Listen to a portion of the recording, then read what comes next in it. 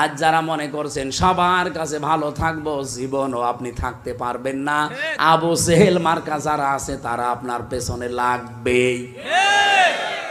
আপনি দেখেন না, শুধু বলেছিলেন যে এক দল খেয়েছে আর এক দল খাওয়ার জন্য রেডি হয়ে আছে, এজন্যই কত রকমের উল্টাপাল্টা কথা।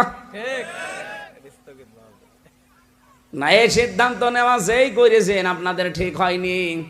আমি আশা করব সিদ্ধান্ত আপনি পাল্টান। 7-8 বিভাগে 8টা না দিয়ে 64 জেলায় আপনি একবার করে যান, মানুষের চাপও কমে যাবে, কোরআন হাদিসের কথাগুলো আপনি বলতে পারবেন। না জানি যে এর পেছনে কারা কলকাঠি নাড়িয়েছে, হালকা জানি যে তাদের কথা মতো যদি চলতে চায় তাহলে আপনার ঈমান থাকবে।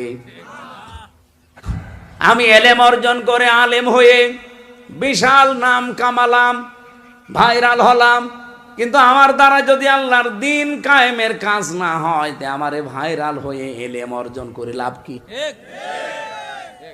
বাংলাদেশে বহু আলেম কিন্তু এখন নিরপেক্ষ হয়ে যাচ্ছে, বলছে না আমি কোনো দলে নেই।